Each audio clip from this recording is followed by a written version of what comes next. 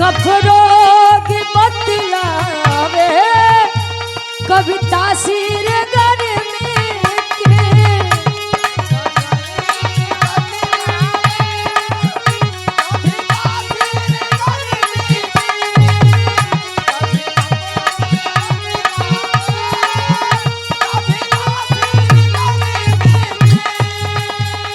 जिगर का हाल तू मेरा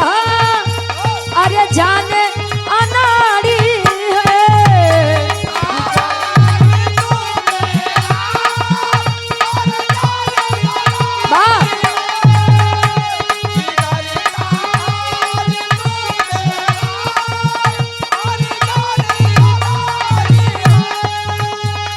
जिगर का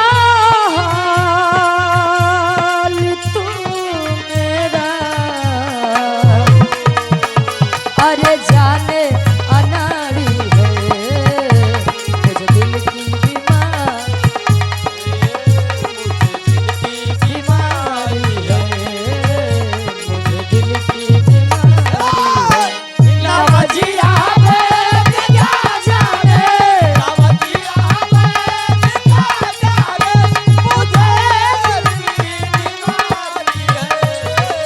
मुझे दिल की बीमारी है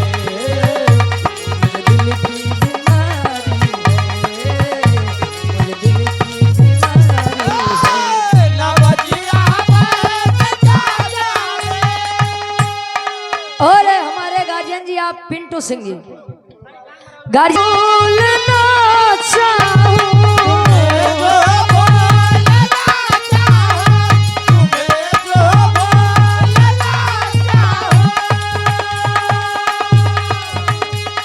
तुम्हें जो भूलना चाहूं न जाने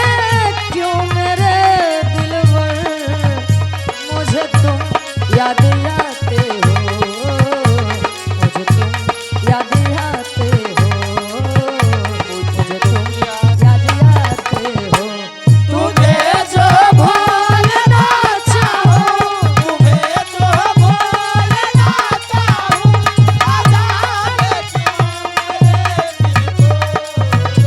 मुझे तुम याद आते हो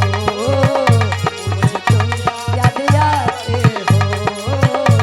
मुझे तुम याद आते तुझे जो भूलना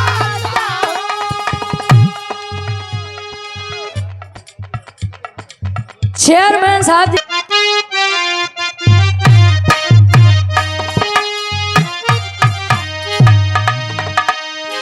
दुल्हन मनामन करे अपने सैया जी के बिरहा सम्राट स्वर्गीय दादा श्री राम कैलाश यादव जी के गीत बा कैसे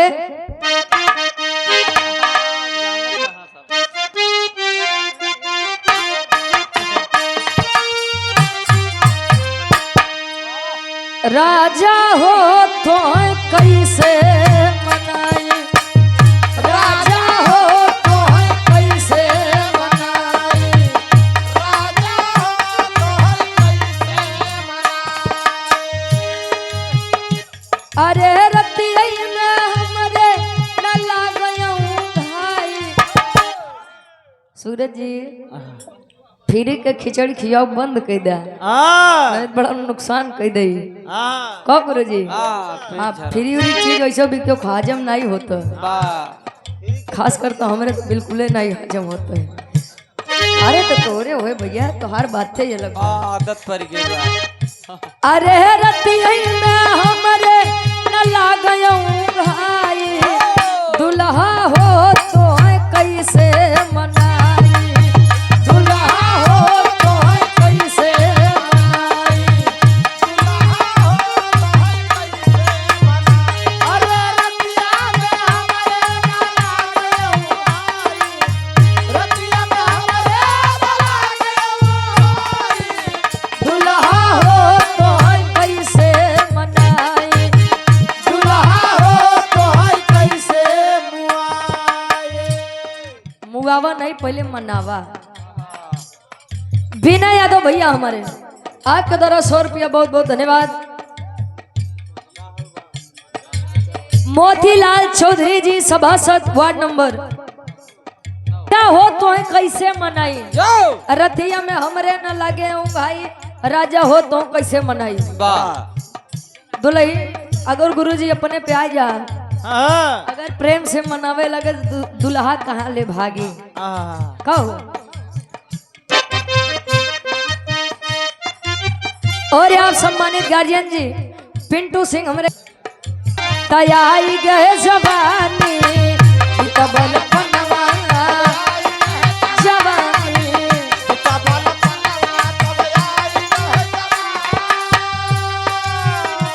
अरे रही रही के ले लो मंजीत भैया कस बितबल पनवा तैयारी गए जवानी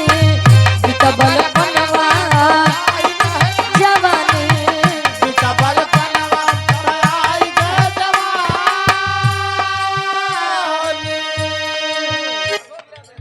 रही रही के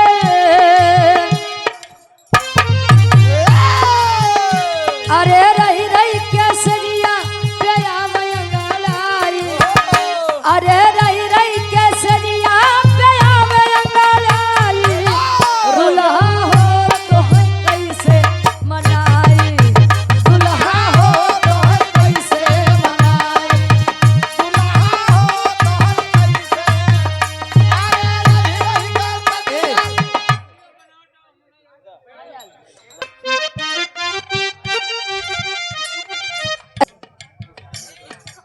ऋषभ यादव भाई हमारे 51 रुपया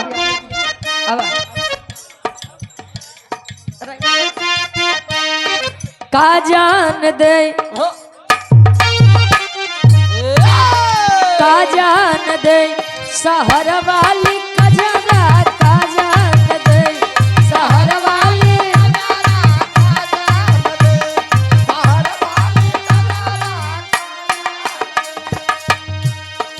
आन के बलमुआ के सेज पसुताव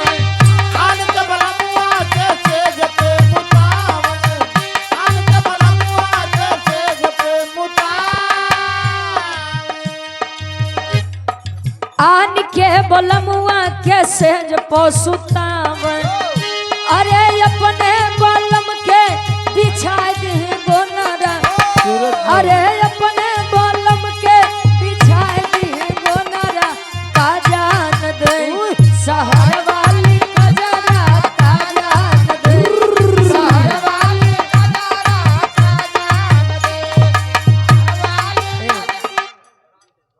और पुनः हमारे धर्म के बड़े भाई सुजीत यादव जी शहर वाली कजरा शहर वाली कजरा हाँ। आन के बोलम मतलब ये अपन लइका वाह मातारी लइका जब छोट होते तो ओकर बड़ी सेवा करत बड़ी देखभाल करत है वाह एक लाइन कवि जी और लिखत है कैसे विशाल भैया समझा मुआ से हंसी हंसी बोले आन के वाह अरे वाह जले गुरुजी बुढ़ौती में करी हाल बा जले कर जवानी रही हो तो का करत हो अरे राय क्या ही हो कहत हो यार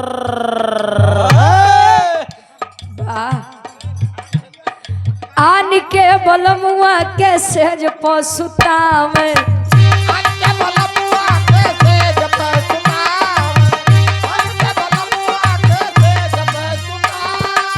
और पुनः हमारे धर्म के बड़े भाई अखिल सिंह पिंटू भाई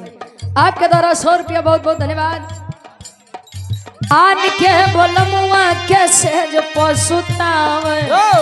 अरे अपने बलम के अरे अपने बलम के दिखाई दे नखरा का जान दे शहर वाली